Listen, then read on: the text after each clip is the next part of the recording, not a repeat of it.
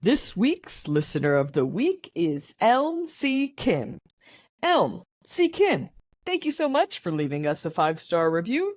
And for those of you listening, if you leave us a 5-star review below, you might be next week's listener of the week. This week on Commercial Real Estate Secrets, we have Mr. David Murphy. Mr. Murphy is an executive vice president at CBRE down in Orlando. But what gets me so excited about having Mr. Murphy on the podcast today is the fact that he is not just an EVP at CB, but he is the Doc High guy. David, thank you so much for being on the show today. Thank you so much. It's a pleasure to be here. So tell us a bit about your journey into commercial real estate, all the way through how you became the Doc High guy. Well, so when I started out in commercial real estate, I was one of those people that always wanted to do this, right? When I was 14 or 15, my dad, he owned a residential brokerage company, and he would have me work in the summer times. I'd have to go to the courthouse and pull property records. So this is back in the 80s, pre-internet, before you could just go and look up the property appraiser and get all the records on the property. You had to physically drive to the courthouse and then walk in and then look up the property address and then figure out what the folio number was, write that down, hand it to the person behind the desk, and they would give you a cardboard piece of paper that had all the information on it. Then you had to go to the copy machine, put a dime in the copy machine, make a copy of it, and bring it back to the person at the counter. And so my dad would just leave me at the courthouse all day, and he would give me 50 properties I had to get those things for. So that's how I got my start in the business. And I always thought I was just going to do residential sales. And so I took the classes when I was 17, took the test when I was 17, got my license on my 18th birthday. So at least I'm tied as the youngest real estate agent or licensed real estate agent. And that was in 19, right, was when I got licensed. So I went to Penn State and got a job at a residential brokerage company in State College and worked there for 4 years while I was going to college. And so I got a bachelor's of science degree in real estate from Penn State, but I really wanted the practical knowledge. And frankly, I went there to play hockey. I didn't go to really do the school. I probably would have just gone straight out into sales after I graduated from high school. I hope my kids aren't listening to the podcast because I'm pushing college for all 4 of my boys. They have to go to college. So I've always kind of been into it. And then my junior year, I started working with a person in our office that did commercial. And I kind of liked the prospect of not having to work on the weekends, because my job would be they'd stick me at an open house on a Saturday and Sunday, and I'd just be, it was tough. You were always working and nights, right? Because that's when people could go look at houses. And I watched this guy, and he was, he left at 5 o'clock, and his car was a little nicer, and he seemed a little more chill and relaxed. And I'm like, I got to figure out what this guy's doing. So I followed him around my junior and senior year. And then when I graduated, my dad also did appraisal work. So I thought I would just do commercial appraisals. And I got into that and opened up my own appraisal company when I was 24 up in State College. And I was just going to go that route. And I've got my MAI, so I've got, the appraisal background, and that's where I was going to go. And I realized early on that I didn't want to write book reports for the rest of my life. And that's what appraisals were to me, right? It's a 50-page book report. So what I really loved was the business development. I love going to the banks and getting them to hire my appraisal company, which is just me and some part-time person I hired to help me get comp photos. And that was our team. And I realized, wow, I want to be in real estate.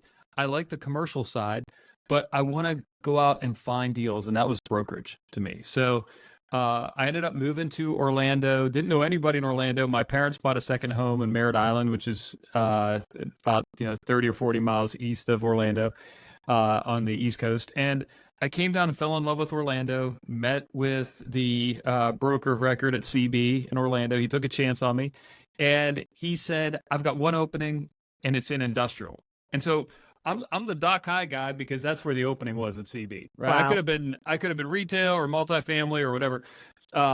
Early on, I realized industrial was kind of like being put in the penalty box. Okay. Nobody wanted to do industrial back in the late 90s. You're talking about, $4 rents and just unglamorous as heck. So I got into it and really enjoyed it and embraced it. And that's how I kind of got my start at CB doing what I do. That's so funny because, I hear the same stories from my old man who started in industrial in the late 90s. Now we're all smiling cheek to cheek. So can you explain for the listeners what has happened to industrial real estate since you started to today, March 29th, 2024? Absolutely. So really for the first 15 years of my career, it was just a grind, right? You had to do 100. I think our team, we still do between 100 and 150 transactions a year, right? But back then we were geared because we had to do that because the deals are so small financially. The spaces were big, but you're talking again, $3-4 rents. It was tough. And so it went from being just a hustle mentality, and it wasn't very sophisticated. You just had to know where all the properties were. And that was the value that you brought, right? If you knew where the properties were, and this was before you had CoStar and Crexy and these other services that help you. And so it was all about market knowledge and going out and hustling. And that worked really good for me. I think that's what helped me to be successful was there was a premium on being able to go out and find the business. If you think about brokerage, you can find, win, and execute. And there's people that do usually somebody does one of those three things really well. If you're lucky, you do two out of the three things really well, right? But I was really good at finding and winning business, and so that's what I did. How it changed was with e-commerce.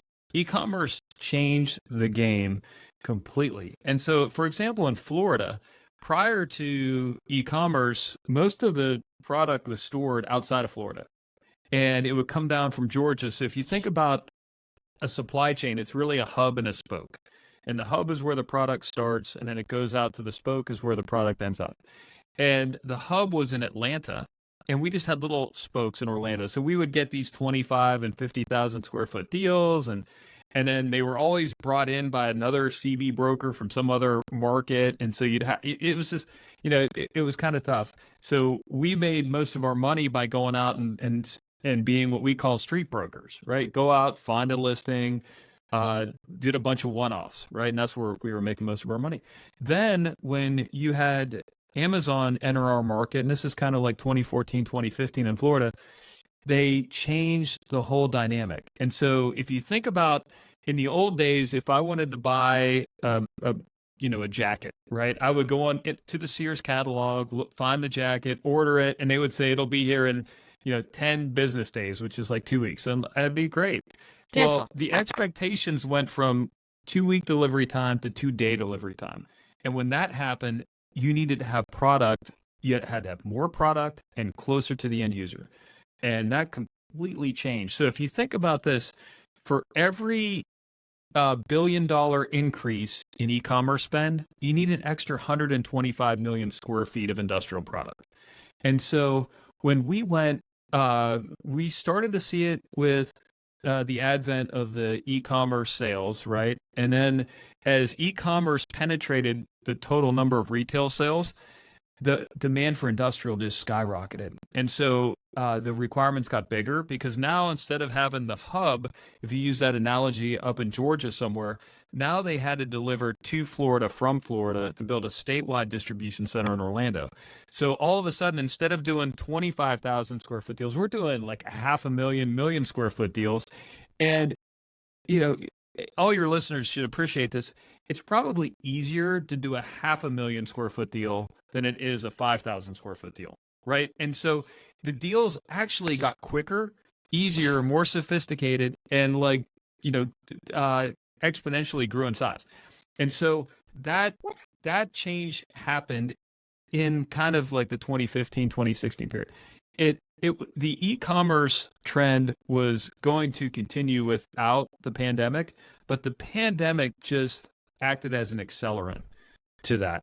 And so when the pandemic hit, my first thought was, this is my nightmare scenario, because I always thought, being in Orlando, I'm like, man, what if something in the world happened where people didn't travel and the convention center closed and Walt Disney closed down and Universal closed down? And I was like, that would be the end of my career.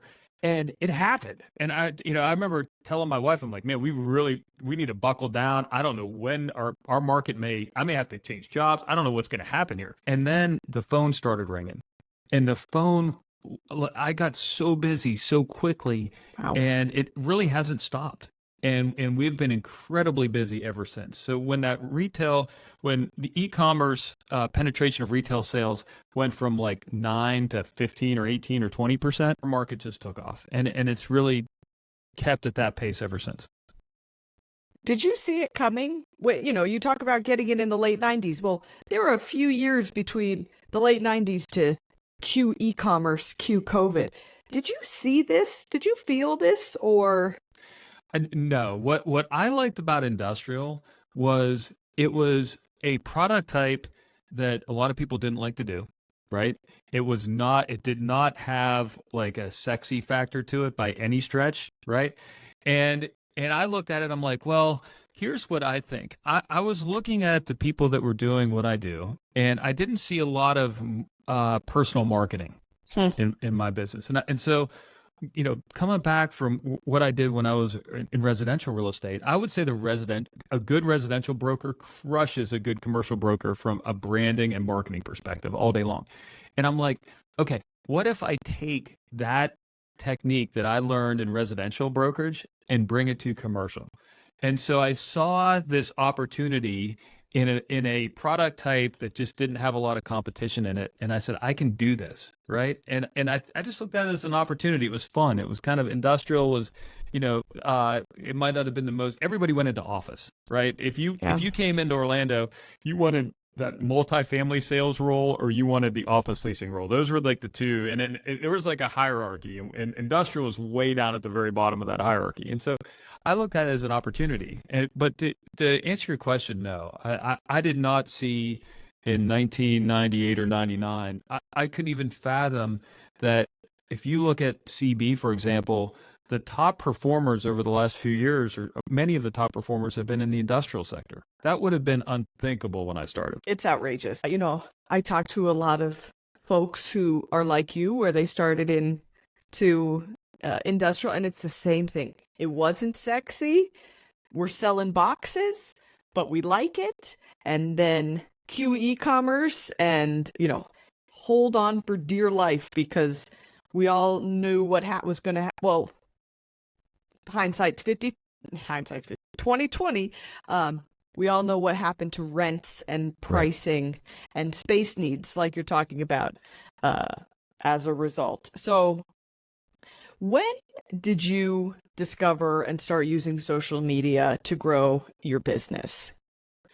So I look back at my YouTube. I've got the Dokai guy on YouTube, and I'm going to start using that page again. But I started it in 2011, and what I did was, it was when the phones started taking the video, right? They were pretty reliable. I went out there. It's super cringeworthy. I have maybe like 10 views. After this podcast, maybe I'll have like thousands of people, unfortunately, go to some of these. And it's me in like a suit out there talking about, and I'm literally, and the screens jiggling all over. I mean, there's no quality filming on this. This is me with the camera holding it in the air and talking, right? And so, but I realized even then the value of being able to visually represent the property. And so I kind of got onto it, and then I really started picking up on it 3 years ago, I would say, where I realized, wow, and maybe it's because I have kids and they're all on the social media, and I'm like, maybe I really need to get into it. But just like so many people, you just don't know what the ROI is on all this, right?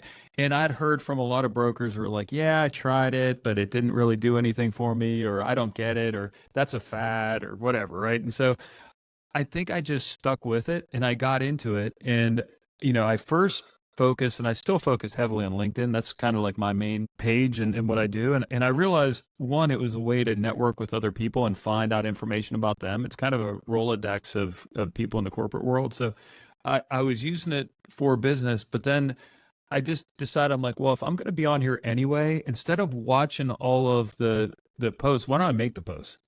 And I started doing it. And I would say for the first 6 or 9 months, like I had no positive reinforcement. I just kept going. And I don't know what, looking back on, I'm not really sure how I stuck with it, because there was nothing that was telling me this was making sense, but I just kept with it. And Wow. I would say I probably got momentum about a year and a half into it. And my followers started to increase, and people were starting to follow me. And I got up to, I think last year I got to the point where when you get to 30,000, it doesn't let you, like you can't accept anybody's request anymore to contact. They just have to be a follower. And I think I've got like 31 or 32,000 people now. And it's been amazing. And Wow. I'd probably say 20% of my revenue is in one way or another directly attributed to social media, because what does it do? Here's the thing. When I started out, let's go back to the late 90s. Your goal as a commercial broker is to become famous.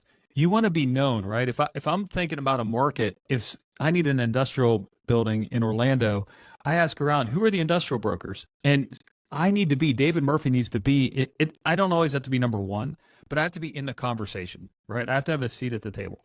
And so to get that, what I had to do in the late 90s and early 2000s is I did a lot of speaking events. I would go and try to get press. I made friends with the Orlando Business Journal, with the Orlando Sentinel. Anything I could get quoted in, I would do. I would do any speech. Anybody that would listen to me, I'm in. I'd do public speaking like crazy.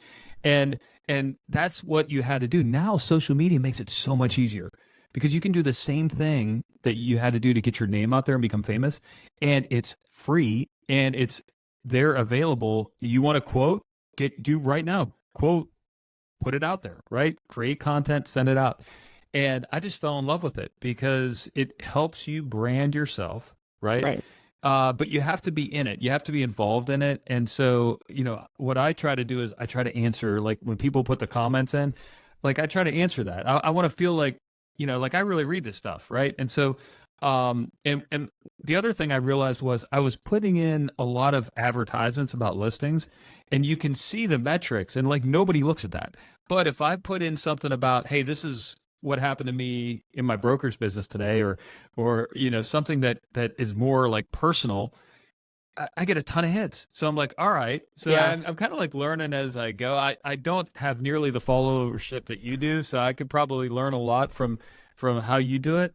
But what I've realized is authenticity and sharing your wins and your losses. Like I would say some of my biggest hits on some of the stuff I post is when, I lost a pitch and I'm like, hey, this happened. Or, I just put one out the other day because it just hit me. I'm like, hey, I've been in this business 26 years and I had to ask somebody in the office how to do something, right?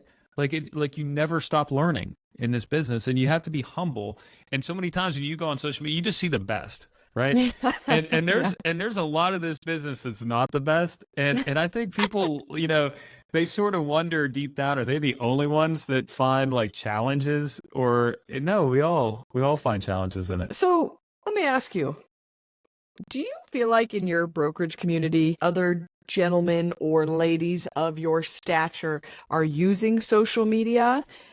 If yes or no, and do they look at you a different way because you do it? They don't do it. I'm glad they don't do it. And I think they do look at it, and there is kind of like, a thought process of like, hey, like that's a waste of time, or why are you doing that? Or you're really putting yourself out there. And I think that it's just so beneficial to my business and what I do. But I don't think a lot of people look at it like it's a good thing for some reason, right? And I don't know why that is. I'm like forthright. Like I said, I'm not like hiding it. I'm getting a lot of business from social media, right? I'm really glad that a lot of my competition doesn't jump on the bandwagon. And frankly, they're so far behind that even if they did, it would take them years to get caught up to where we are now. And so I'm surprised, I think, as much, because if you think about it, a good broker is a good marketer, right? We're supposed to be, especially if you're on the listing side. Now, if you're a tenant rep broker, or if you're on the occupier side, a lot more of that's execution, right? But if you're on the listing side, if you're marketing a property, if you can't market yourself, how can you market your property? Yeah. Look, I see the same thing in my market. I could scream from the mountaintops about how impactful using social media to market ourselves and our listings are. And I get poo-pooed. I know it's taboo. I know because I get that feedback at listings. Oh, are you going to put this on your TikTok? Are you going to do and it's kind of like what you said, like, yes, and you should be too.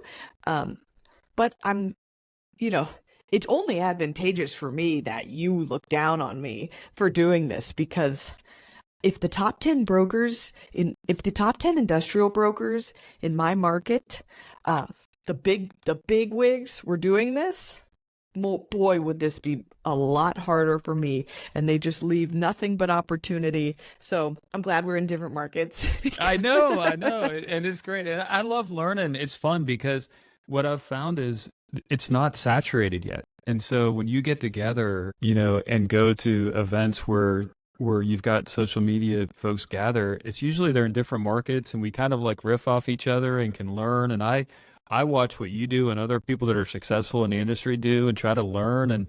And I think it's fun. And I think there's a sort of kinship between the folks that are doing it, and we kind of get it.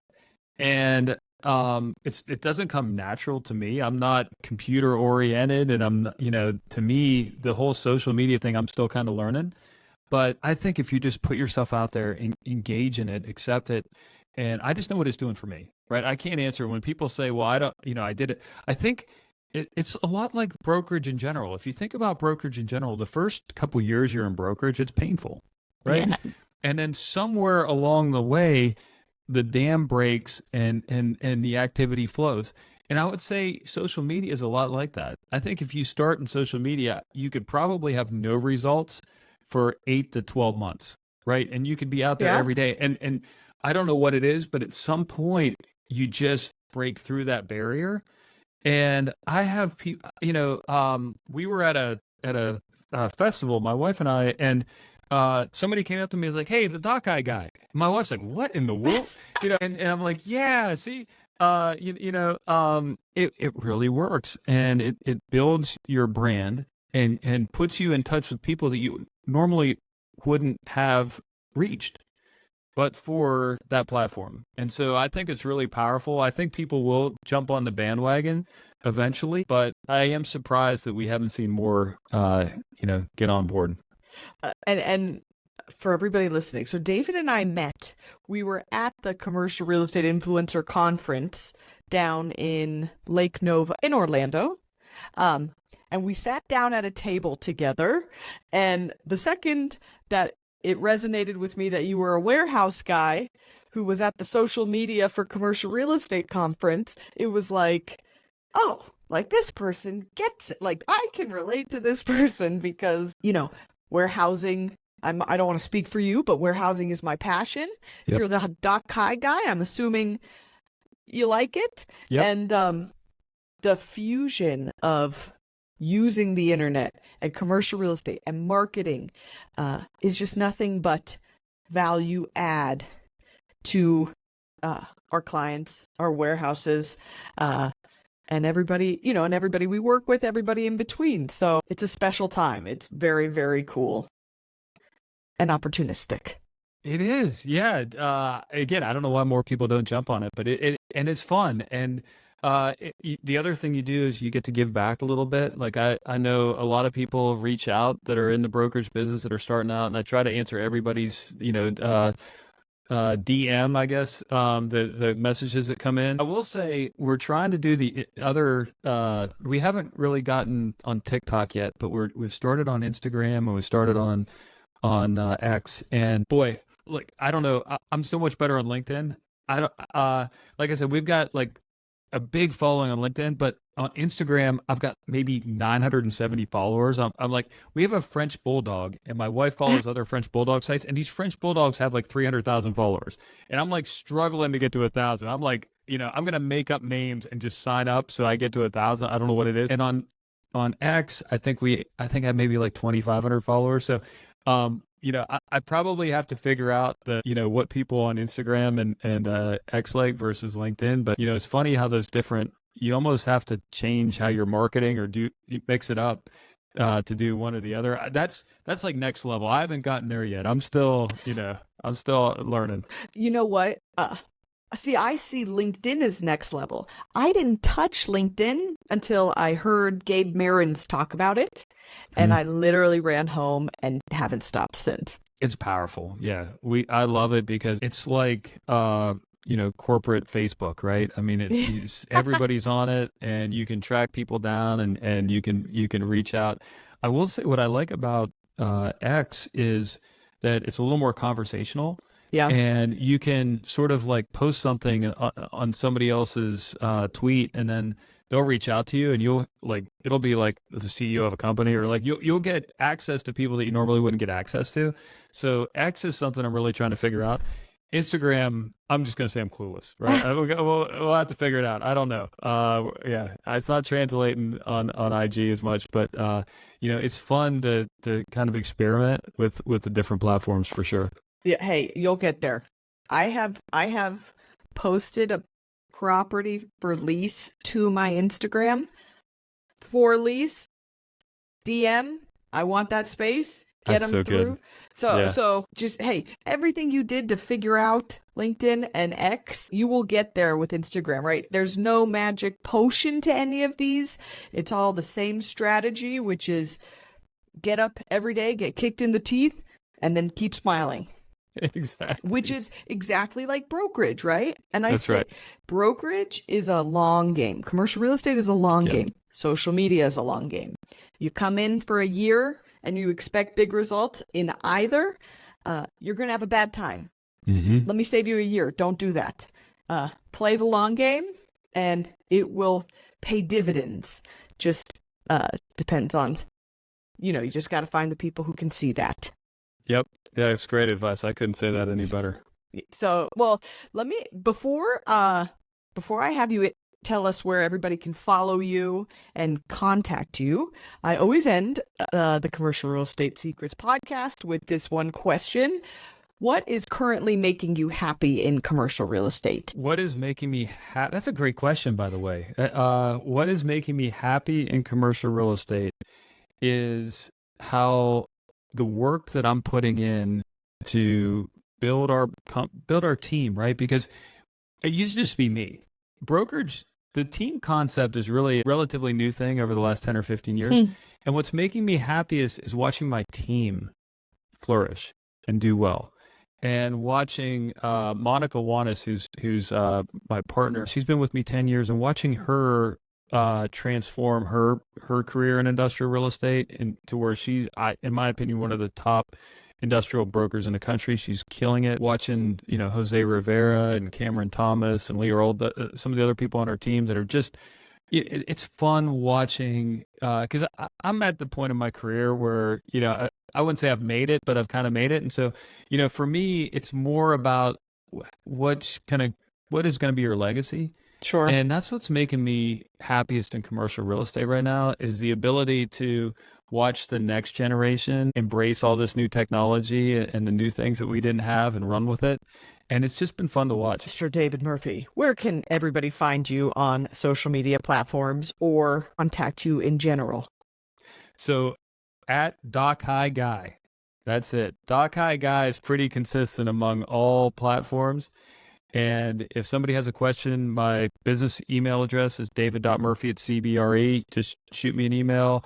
You can find me, DM me on one of those platforms, LinkedIn, X, or Instagram.